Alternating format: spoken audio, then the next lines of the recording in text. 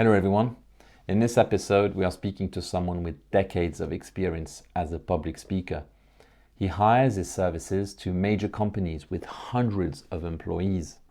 He uses his skills as a public speaker to help the heads of these companies and the employees change the way they work, making sure it's a more efficient and safer way. He will be stressing the importance of a quality that is not very often talked about anymore: humility. We will discuss how rehearsing makes you a better public speaker and how to overcome the problems that come with expressing yourself in a language that you don't master as well as your mother tongue. And of course, as ever, we will be asking our chat GPT generated question. Enjoy.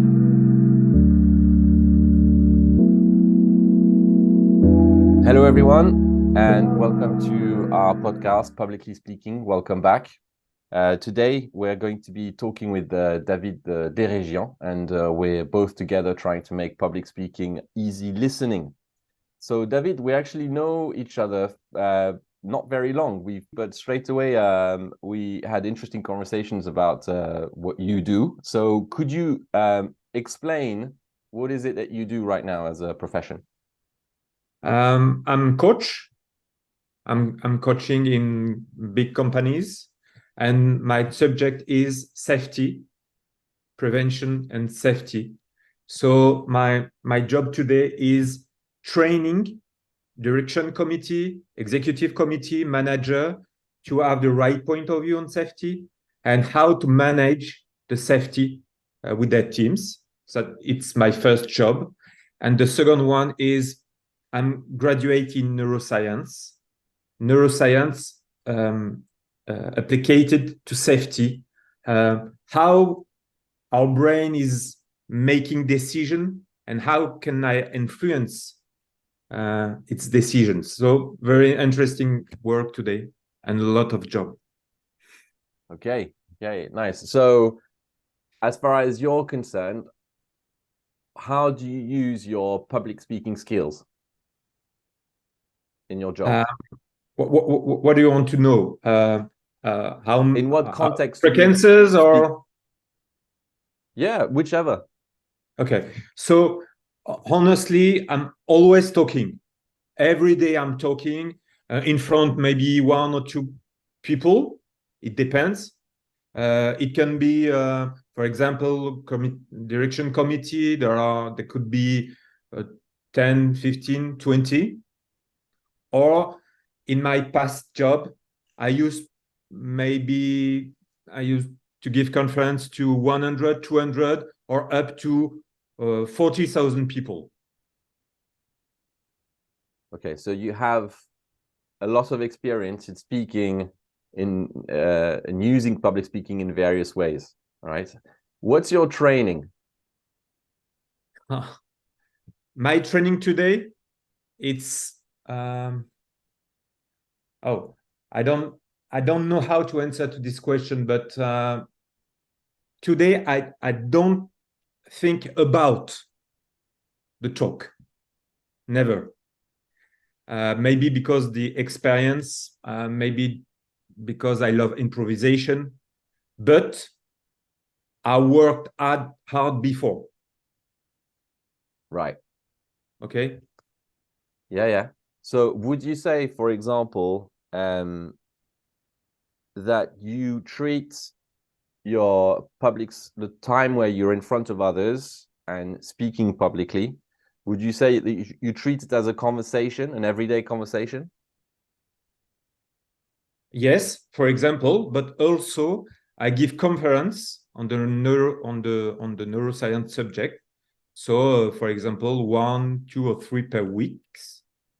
It depends on my schedule. It depends on my schedule. Okay. So what do you mean about not thinking about it when you're doing it? You don't think about public speaking when you're doing it? I don't really think about the way I will explain something. Okay. The public talk skills. But I take time to think on the subject, and during my preparation, the conception of my talk, I answer to me several questions, not the way I will tell them the main ideas, but the question for me is, for example, what will they remember after the talk? What is my objective? What do I want they retain after the talk? And after, when I have these ideas in my mind, after I do my sketch, my talk, but I have to think before on the subject. I think it's very, very important. The improvisation, I don't know if it's the right word in English, and sorry for my English, but no, the improv, yeah, that's good. Improvisation, yeah, is never on the subject, because I have to think about it before. I have to prepare myself, but after I talk as I have the habit, you know. Okay, so if I've got this right, what you're saying is the skills to be a public speaker are second nature to you at this moment in time because of your experience, but the topic that you need to talk about for various purposes within your job, that is prepared beforehand, and then the skills, the second nature, comes in when you're in front of others. Is that how I would present? Would present it? Yeah. I agree with you, but I said to you, I worked hard before. In fact, the second nature, you can learn to have it. Yeah. In fact, okay, so let's talk about that. You can maybe substitute second nature by automatic mode, you know, because you learn several skills. It's a job. After, we are not maybe where we don't have always the same nature. You have your personality, I have my personality, but skills, you can add them in your personality. You can add them. Okay. So let's talk about that. So it's become, no, it's perfect. You're talking about this idea of second nature. How do you think you have, or this automatic mode, as you call it, how do you think you've come to that, to that extent of experience where to you it's become second nature to be able to present things in a public arena? Work, training, coaching, humility. Okay. Because you have to work. Some skills you don't have it like that. So you have to know what skills are necessary to talk, to have a public talk, and you have to know why it is important, why they are important. And after, you have to train yourself with your family, with your friends, during a meeting. You have to train this skill. And when you have it, when you got it, after you train another skill. So first you have to work. And the second point is, you know, when you learn a foreign language, the first quality you need is humility, because during our discussion, I'm sure I'm making a lot of big mistakes, and I'm very sorry. And you, honestly, if you say to me, "Oh, David, you made a mistake here because it's not the right word," etc. If I want to progress, my only answer is, "Thank you so much, Tim." In training, in public talking, it's the same principle. You have maybe to be coach, or to be maybe I don't know the word, but you have to listen what the others will say about your way you talk, your prestation, and you say, "Okay, thank you so much. I will make the modification." Because if you stay that in the mind, "Oh, I don't know how to speak," you will never progress. But if you think, "Oh, I'm the best," you will never progress too. So you have to find the right balance between, "Okay, I have my personality, but with work with the others, I will progress and I can progress. Okay. Okay. So let me hear what you think about this. I find that when it comes to public speaking, a lot of people are not modest about their skills. Now, let me just try and explain it a little bit. What I find is modesty is about knowing your limits. Yeah. And I find that a lot of people know their upper limits, or they think they know their upper limits. So they think, oh, I know what I can't do all the time, but they don't really know what they can't do. And they're not really honest, and they don't really realize what it is they actually can do. And I find that if sometimes you're not honest about what it is you actually can do, it makes it very difficult to then accept criticism from others who will say, look, I think you should add that to your public speaking skills, or I think you should do this rather than that. And people tend to they're so harsh with themselves, and they're so in denial about what it is they actually can do, that they tend to take it badly. And that's also a way to stop progress. So humility is definitely one. But I think sometimes a lack of modesty in not knowing what it is you actually can do can be a problem. Would you agree with that? Yeah, I agree with. Yeah. No problem. And it's a very big point. So what I am, what can I really expect of me? I don't know if it's English, but you know what is the goal? What is my real objective? Work, humility, modesty. I agree with you. So you're saying not setting the bar too high. You can have an objective, but to atteindre, I don't know how to reach. To reach it, the objective. You have different steps, and honestly, for each step you have method and you have time. If you want to be the best one in 1 week, it's impossible, but you can become a very, very, very good public talker if you work and step by step you try to reach your objective. Okay. For example, I will try to explain one part of my job. For example, in the company I follow, because I follow all the employees. For example, one of my job is to put in place a moment around the safety. So we decide with managers or direction committee to put in place 5 minutes, for example, each morning to talk about safety and to help all employees to work in safety.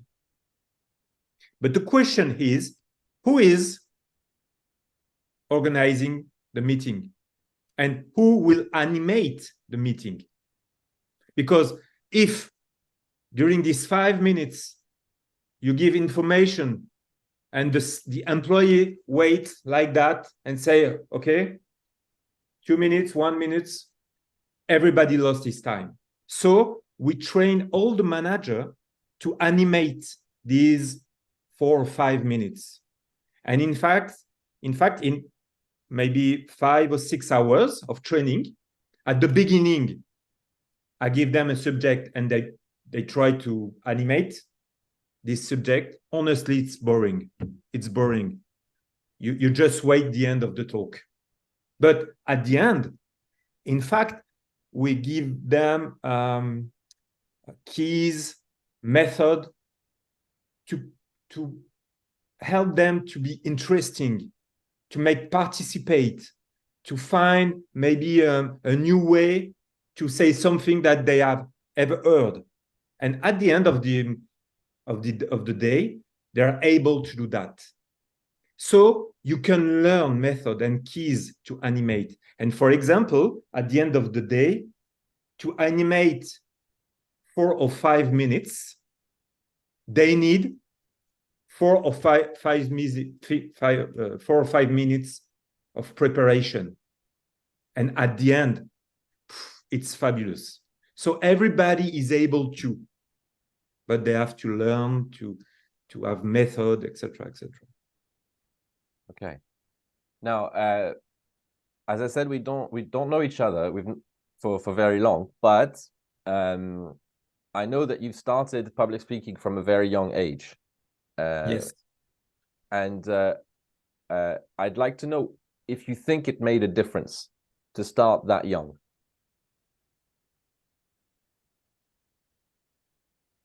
I think I have to be honest. I think the answer is yes, but. Yes, but Okay. Because when you are young, it's possible to destroy or to eliminate fear. Right. When you become adult, the fear or the fears are in you. So it's difficult sometimes to eliminate or to make with. So when you start young or younger, it's better, it's sure. But it's not impossible to become, even if you're 15 years old or something like that, to become a very good public talker. It's possible, yeah. Okay. So if, for example, because one of my biggest regrets at school is, as a teacher in my past career, was not to be more proactive in helping younger ones acquiring public speaking skills. So as I often say, I was talking on another podcast with a long-time teacher with a lot of experience, and often when we asked the students to do some sort of presentation, it would be such I mean, it would really be just them coming with a PowerPoint and literally reading the PowerPoint. And it's also my fault, because I should have perhaps been more explicit about what I would expect of them, perhaps having some audience eye contact. And I tried certain things, but it didn't really work. So do you think there's an exercise, perhaps as parents who have younger children and who want their children to be more confident in later years with public speaking, how do you think you can train a child to do that? If school's not going to do it, for example, how do you think maybe parents at home can try and train their children for that kind of skill? It's a very good question, maybe there are 2 points. First point, sorry. What is your communication in your family? What is the communication in your family? For example, during meal, when you eat, for example, do you use your phone? Do you watch TV? Or with your children, do you speak? Do you let them the possibility to explain their day, the problem they meet, something like that? So what is the communication in the family?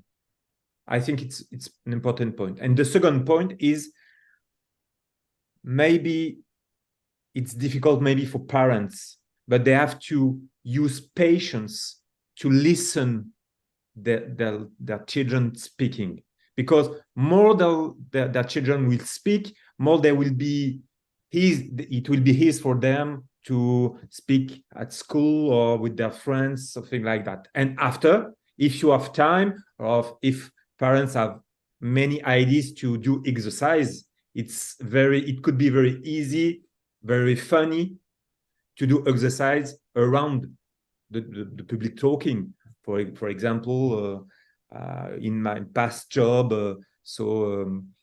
for example, around a table, okay, explain to me if I have an accident here. Explain to me what will you do for me. For example, explain to me what is your goal in the life, in your life, something like that. In fact, the point is opening discussion, not maybe a moment for discussion, but opening discussion. More the child will speak in his family, or in her family, easier it will be for him or for her to speak after. Okay. So that's really good. And I think I'm putting my teacher's hat back on, but yeah, if parents are involved with their kids' homework, I think they shouldn't hesitate when the kids are given occasional presentations to do at school to rehearse it with them. And to act as an audience member. Okay, so let's leave the children alone for a second. Can I share you an experience? Of course. Sorry. Absolutely. Because I knew that you have this discussion, I went in my past. Okay. And one day, I was maybe 10 years old. I missed school to go in a stade for a football match. Stadium, okay. So like that. And the day before, when I go back to school, my teacher, I remember him. He said, "David, you were absent." I said, "Yes, okay. Please come." And I was near his office. And he said to me, "Please explain to the class why you were absent." He knew why I was absent. And in fact, he pushed me to explain the football match, the buzz, the atmosphere. And I think it was important in my life. Maybe it was the first time I talked to maybe 20 or 25 person. But I remember this moment, and I remember this teacher. Very good. Excellent. Okay, so let's imagine that we have not had this chance of living in a family that is communicative, let's say, or being trained from a young age at school of how to speak publicly, and we're now an adult, and we put in that position at work where we now have to regularly stand up in front of others and explain things about our jobs or about other people's jobs or whatever else. How do you overcome, would you say, the stress, the fears that come with speaking in front of others? How do you overcome that if you haven't got all this training? I will share with you another experience, okay, if you want. Please. One day, I gave a conference in front of 2,000 people. I discussed ideas about decision-making, their consequences in our life, how to make a good decision, how to evaluate a situation, something like that. At the end of the conference, a mom came with her child. And she told me that this is the first time that her 10 years old son has fully followed all the conference. I say, okay, I'm very happy. Thank you so much. And she explained to me why. And she told me that he understood everything. And his son said to her, because the man who spoke with words that he understood. And in fact, I returned, so I was very happy. And it's one of my wonderful experience. It was a wonderful experience. But I retained a fundamental principle. If I want to be to eliminate part of the stress, if I want to be efficient, I have to use simple words, simple ideas, understandable ideas, understandable by the child. In fact, we don't have to think that by using complex ideas, complicated words, you will be a better speaker, or you will be more efficient, or you will be more applauded. No, more simple you will be, more efficient you will be. And because you will be simple in your preparation, simple in the way you will explain ideas, you will eliminate part of the stress. Because when you want to talk or to animate a meeting, there is your stress, there is the expectations, and there is the way you will explain. And you have to eliminate the most possible, I don't know if it's English, your stress and the stress that expectation put on you. So simple ideas. And the real question is, what ideas do you want your listener to walk away with? If you use these maybe two keys, two methods, you will be more at ease. Yes. At least to explain and to animate your moment. So you will be stressed, no problem. It's true, you will be stressed.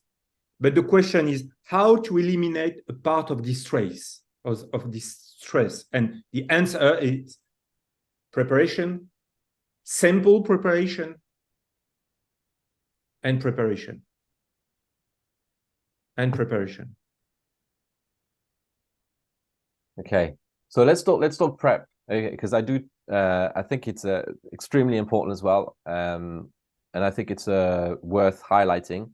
So when you prepare, can you just give us an idea of how you do it?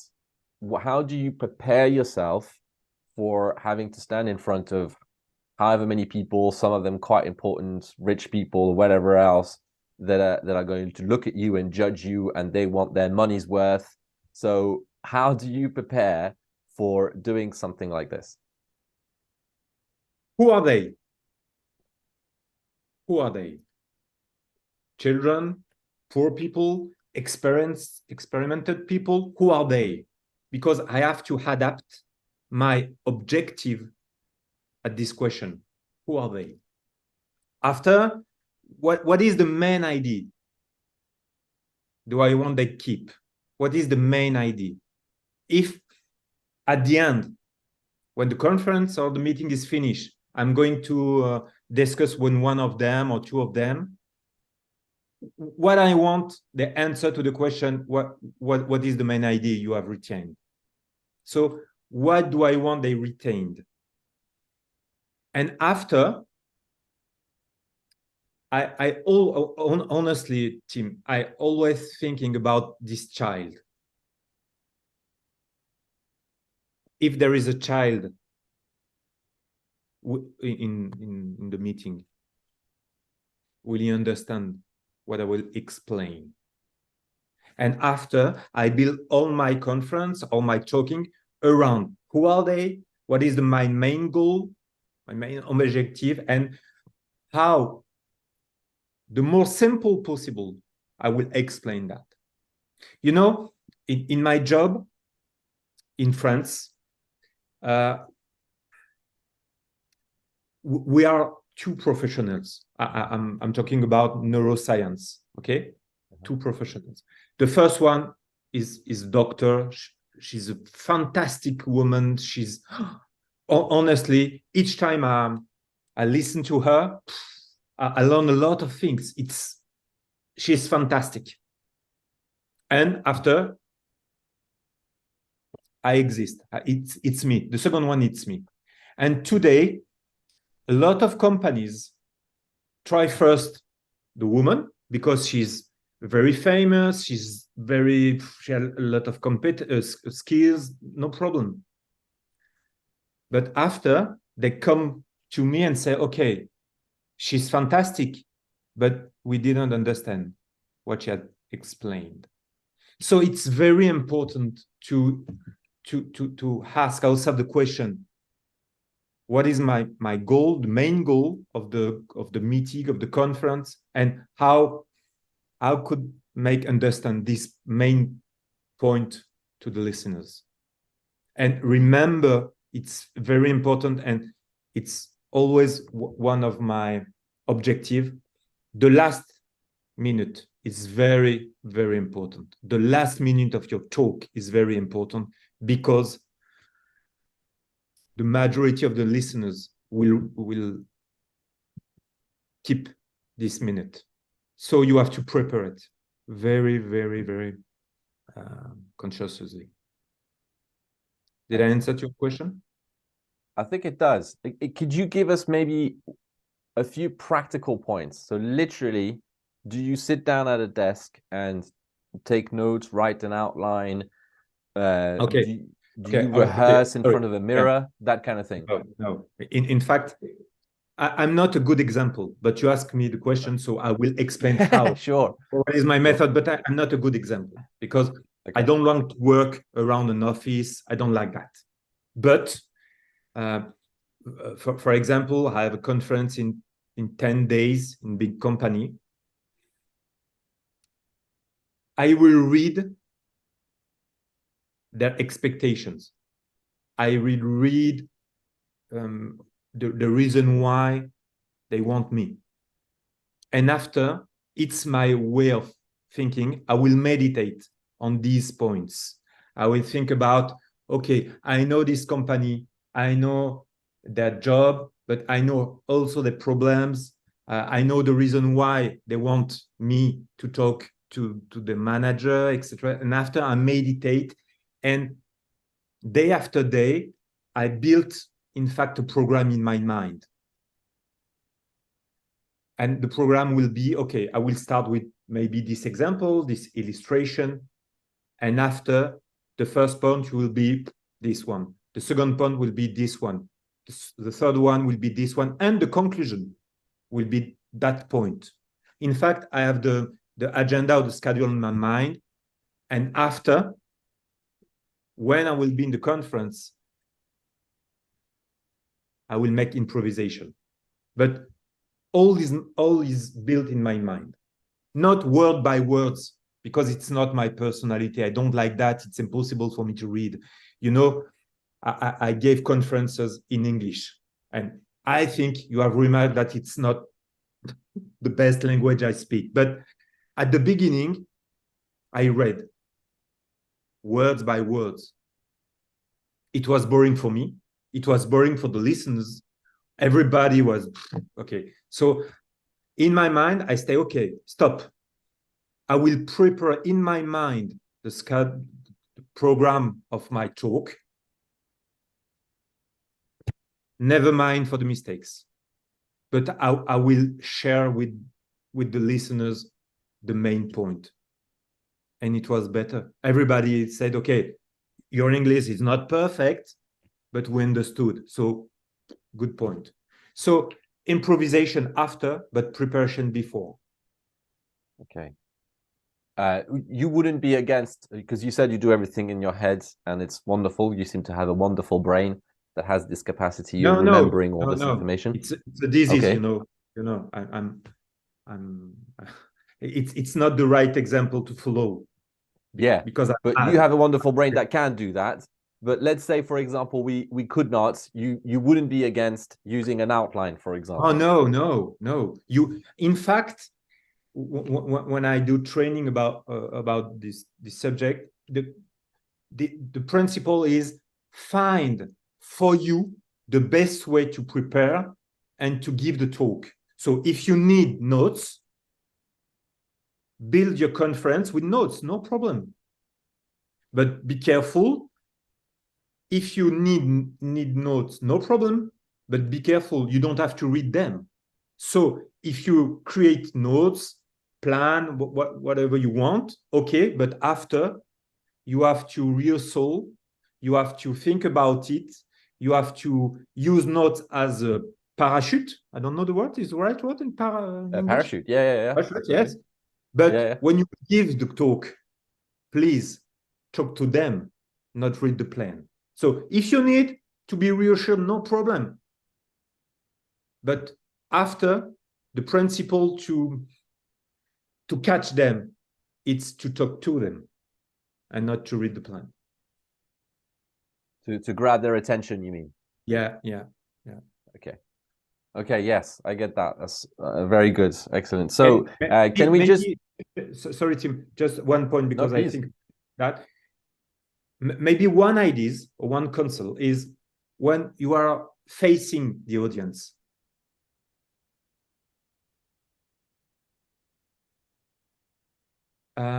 Try to speak to one person. You see, you maybe you know someone in the audience, and you say, okay, I will talk to this person.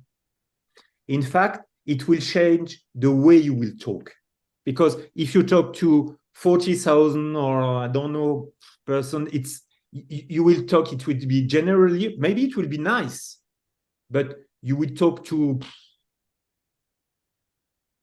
But if you talk to someone, the message will be the same.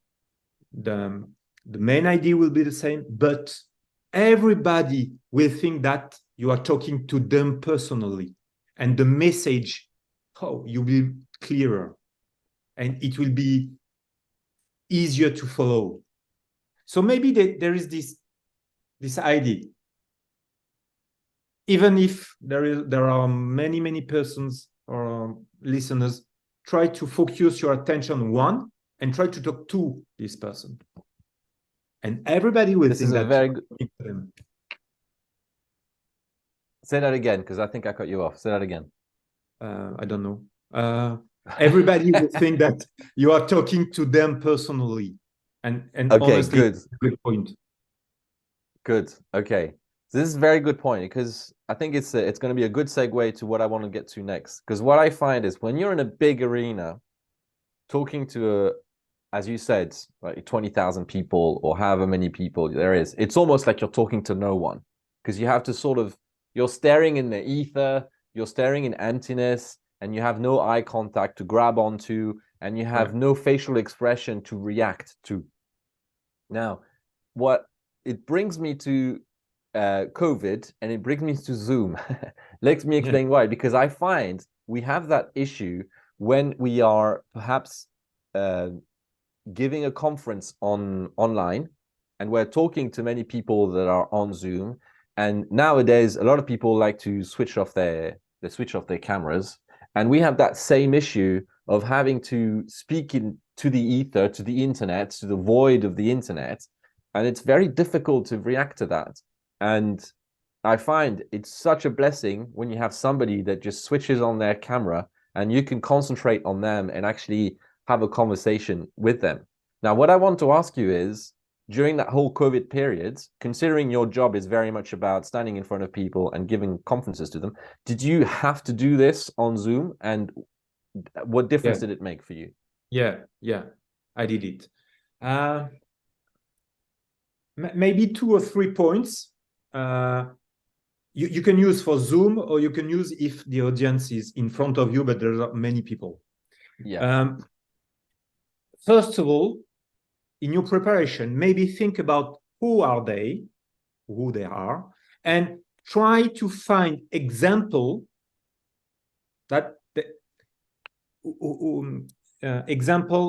which concern the life.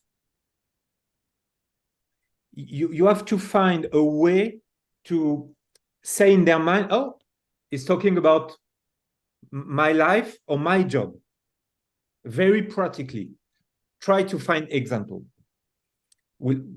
that they will be concerned by. Second point, very often, if they're in front of me or by Zoom, I'm focused on one people, even if there is no camera, and I say to them, "Oh, you are Tim. Oh, Tim, are you here? Because I have a question for you. I don't know him, but I'm going to search him. I don't know. Maybe he will be nervous. Maybe he will not answer.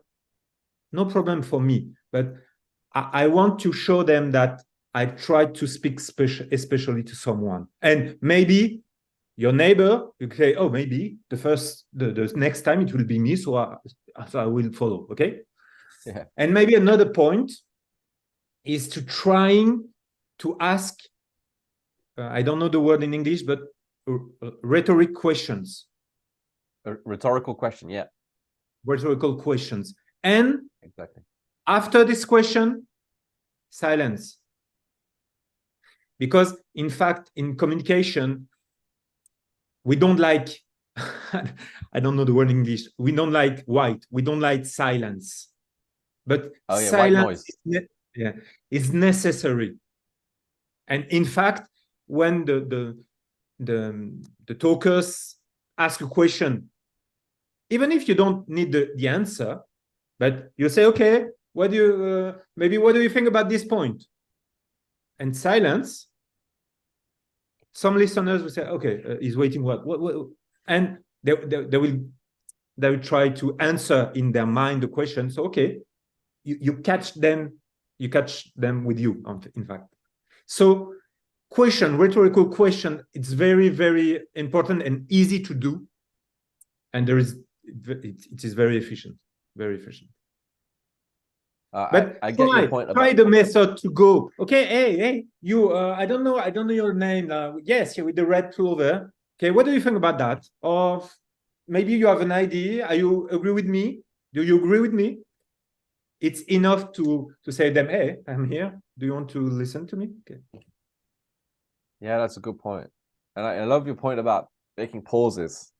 Yeah. I use an example in my course. It's the idea, when I don't have any children, but sometimes we are invited by friends that have children. And so, the grown-ups are in the living room chatting grown-up things, and the kids have been sent to their bedroom to play around with each other. And the parents only worry about the kids, and the adults in general only worry about the kids if they can't hear them suddenly. If it's quiet in the bedroom, you're like, what are they doing? That's And sure. I think it's the exact same thing when you do a public talk, right? You're like, suddenly you stop speaking, and people are like, ooh, what should I be happened? listening? Yeah, exactly, what happened? And I think it's even more efficient on Zoom, because on Zoom, a lot of people have got their cameras off, and they're sort of pottering around the house. They're supposed to be sitting in front of their computer, but they're pottering around the house, and suddenly they can't hear anything coming from the computer, and they're like, ooh, did I miss something? Did I miss an instruction? So I think it's a Or maybe powerful my tool. laptop has a problem, or the connection has a Yeah, problem. So exactly. they Yeah. say, oh, what's wrong? Yeah. Exactly. Yeah, exactly. And so it puts them back in the mode where they actually have to sit in front of the computer and listen. Hopefully, it has to be used carefully, not all the time, but I think pause is a very powerful tool indeed. Okay, good. So I see your experience in COVID. So went quite well then. Most people were receptive to having to do this online. Were most of the companies that you worked with, were they okay to do this online? Less and less. And Less and less. honestly, yeah. And honestly, when they asked me my opinion, I said, okay, if it's possible, it's better to be face to face. Yes. And Why do you think that is? because it's better to keep their attention. It's better to play with them.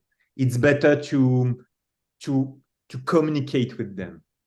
Honestly, until I don't know really, but until 50 or 60 listeners in a meeting room or something, it's very easy to go and to discuss with them. After it's more complicated, and after you use pauses, you use a rhetorical question, but around 50 or 60, it's possible to go and to discuss with them. So I said it's better. If you want to, you give me a lot of money.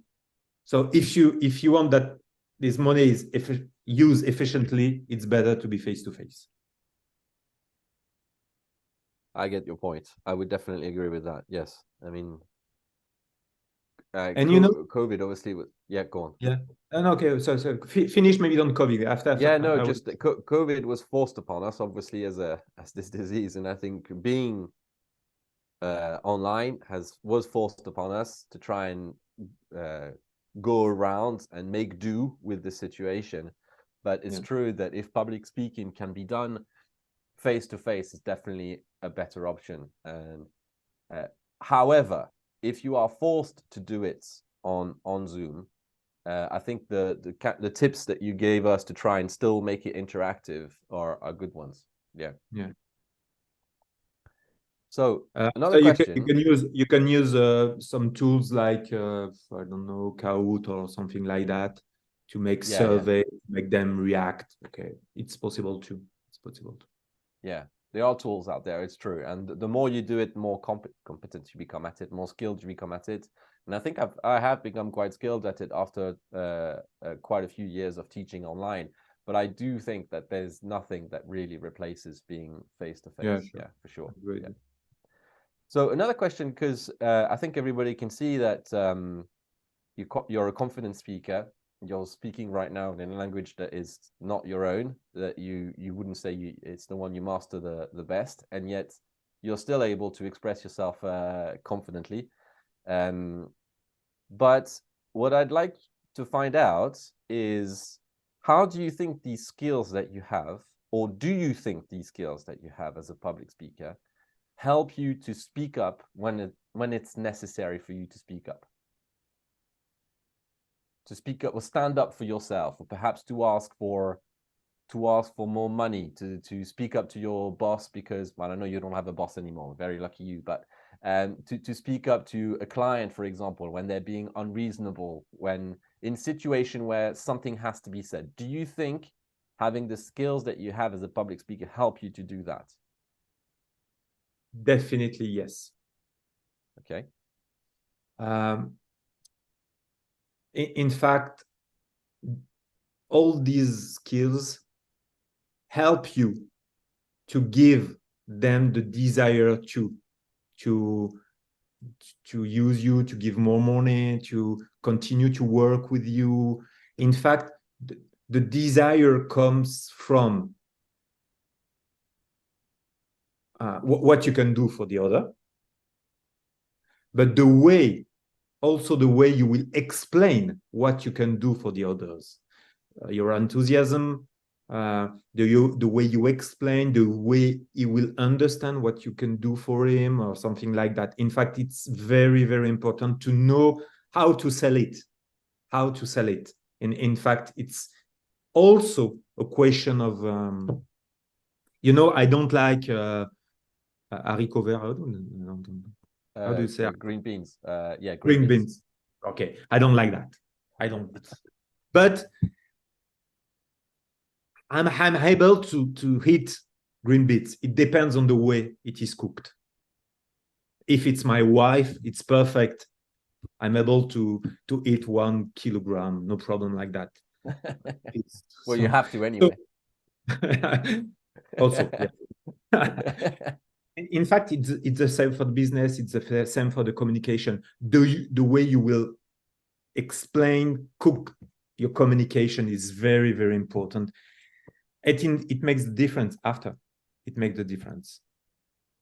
In fact, I'm in my job, I never do commercial. I'm not going to sell programs. It's not my job. But since 2 or 3 years, I'm working with commercials, and they ask me to come with them. Oh, salesmen. You're working with salesmen. Salesmen, sorry. Yeah, sorry. Yeah. So, and the sales force asked me to come with them because they say the way you explain your job, everybody will say yes. So I'm going with them. So the way you explain, it's very, very important. So to answer to a question, yes, sure, it's important. Yeah. Because I mean, I guess the way you do things, I mean, you said you don't use an outline and everything, which to me sort of highlights the point that, in a sense, the more you are skilled at public speaking, the more this public speaking is part of how you express yourself anyways, right? Yeah, sure. Yeah. And so there's less and less difference between how you would communicate with someone about a day-to-day conversation and how you would express yourself in front of others, bar obviously perhaps the difference that you perhaps have to put a bit a bit more dignity, a bit more of gravitas because it's an important occasion or whatever else. But apart from that, there's not much that changes in between the way you would express yourself day to day and the way you would express yourself in front of others in a bigger setting. Would you agree with that? Yeah. Yeah. You're right. You're right. So we have a question. We usually ask questions we try and make this show a little bit relevant. Now, I haven't got a jingle yet, but maybe I should come up with a jingle for this. But this is the question that has got that the artificial intelligence has come up with. Okay, so I had a bit of a chat with ChatGTP, and I asked ChatGTP a few questions. I said, look, I'm having this conversation with this guy. He's a public speaker. He gives conferences about health and safety, and I want to ask, I'm about to have a podcast about him on public speaking. What should I ask him? So we went on a back and forth because I wasn't very happy with the first few options that the AI was giving me. The best I think I got out of the AI is the following question. So do you have memorable success stories or story where improved communication significantly enhanced a company's safety culture? Okay, I will try to explain. Yes. It's impossible for me to give the name of the company. Okay, but in a company,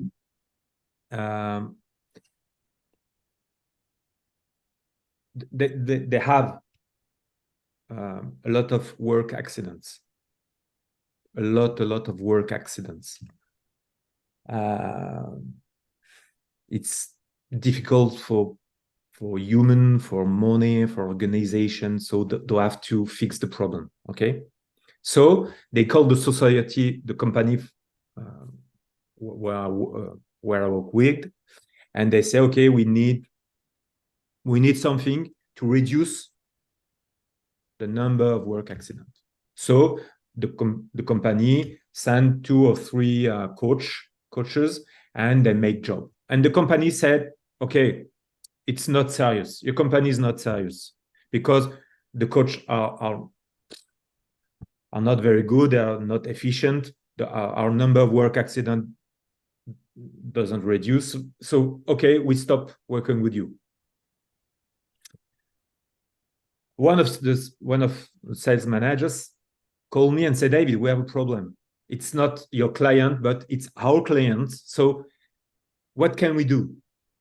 So we organized a meeting, a call with the big boss, and the big boss repeated, okay, your company is not efficient for us. We can't continue to collaborate together.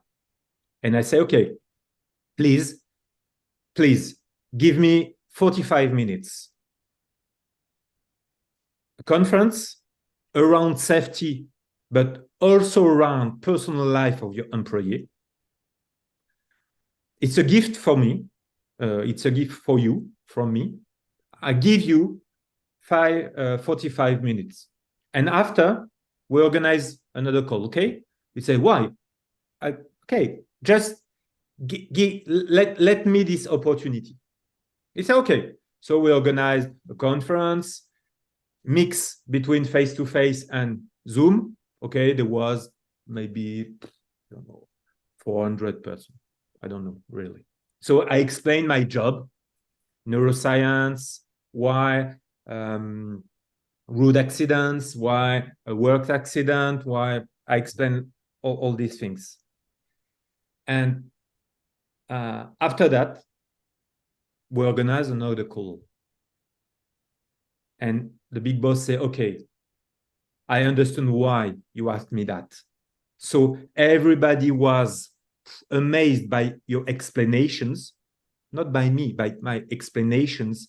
And everybody said, okay, we need this type of program. We need this type of idea to reduce our works accident. And since this conference,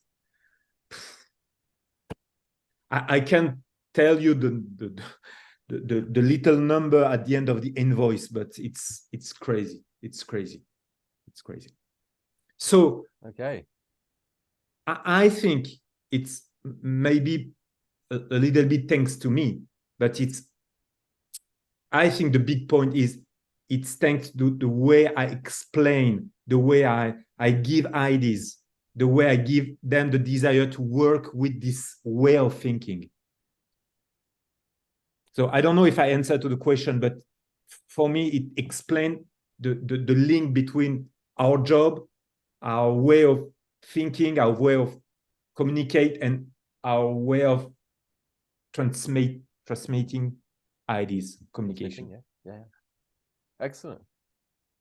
That's so I think you more than answered the question. I think it was very good. So I guess thank you, ChatGTP. That made for a very nice anecdote. I think it made a nice point. Thank you.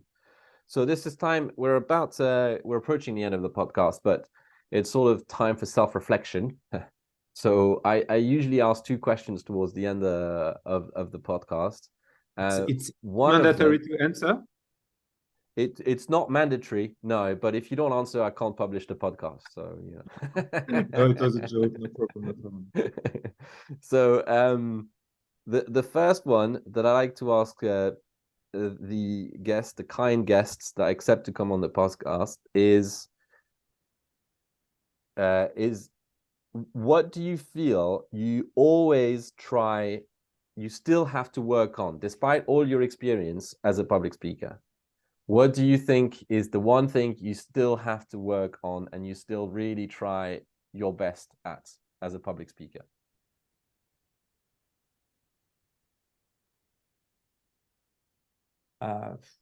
It's impossible to answer to this question because there's no one point only. There's 2 or 3 points I focus my attention on. First of all, I must speak slowly sometimes, or I must take time to explain more precisely my mind. Because sometimes, because I know the subject, because I'm well prepared, it's going too fast in my mind, and sometimes, often, it's going too fast when I'm explaining, when I explain the idea. So the first point is I have to speak slowly. In fact, to maîtrise. I don't know how to to try and control your pace. Yes, to control all my explanations, etc. So it's the first point. The second point is because my schedule is overbooked. Sometimes I accept a lot of conferences during a week. And I have remarked that we need a lot of energy to be efficient, to be enthusiastic, we need a lot of energy. And sometimes, because I'm maybe too old, or maybe because I'm working too hard, I'm lacking energy. So I have to make attention to this point. It's very important. It's very important. And the third point, and it's difficult for me because for me it's difficult with this point to keep it's natural, but sometimes we have to pay attention to the words we are using. Sometimes no consequences, sometimes it depends on who we are with or the subject, but it's very important to select the right words. And for me, it's the contrary of the natural of the improvisation, but sometimes it is necessary. So I have to work on this point. Yeah, well, that's really interesting. I feel like point 1 and 3 come back to your point about thinking about your audience and, sort of imagining a child in the audience and imagining, making sure that child will be able to understand what you're saying. And about the word, it's interesting that you say that. It's true that sometimes you want to use that one word that sort of no other word does it to explain what you want to explain. And I find like I've done public speaking in other languages, like that I don't speak as well as I speak English or French. And like you, I don't like having a script, so I will try to speak and improvise and speak from the heart. But I will always I have an outline because my brain doesn't allow me to remember everything, but I'll have an outline and I will put on the outline certain words that I really want to use for that, because I feel like, as you said, sometimes it's really important to use that particular word, and risking forgetting it sort of creates a high stress, because you know how important to use that one, and it increases the stress, I find. And sometimes, thanks for your honesty. And when you use a word, sometimes they stay on the word because they try to know what you are trying to say, and then they don't follow you. So you have lost them, in fact. Yeah. And so the last one is more positive. Okay. So the last question I want to ask you is, if someone was to come and see one of your conferences, what would you tell them to look out for and imitate? Oh, the answer is very clear. Look at me and make the contrary. You see, we're coming back to modesty, right? know what you can do. Okay. I think to try to answer to your question, I think simplicity. Okay. I think for me it's really, really important to share some ideas of feelings or something like that. Simplicity and natural, but I think it's part of my personality. So for the discussion between you and me, simplicity. Yeah. So I think it's really come through during our discussion how natural you are, and also how you try to explain complex ideas in a simple way. So I think just having the opportunity to observe you give all these explanations in a language that is not your own, and still manage to make these ideas simple, was a privilege. So thank you very much, David. Thank you for accepting the invitation. I'm so sorry for my English. Once again, you need to recognize that you can speak English. And as I said before, the English speaking world, I would say, is very forgiving. And as long as we can understand, we don't mind what word you use. So it made a lot of sense to me, and I'm sure it will make a lot of sense to whomever is able to listen to this podcast. So thank you very much for accepting my invitation. Bye-bye, Tim. And maybe we get to do this another time, yeah? Maybe in French. Yeah, with pleasure. Excellent. Bye-bye. Thank you very much, and bye, everyone.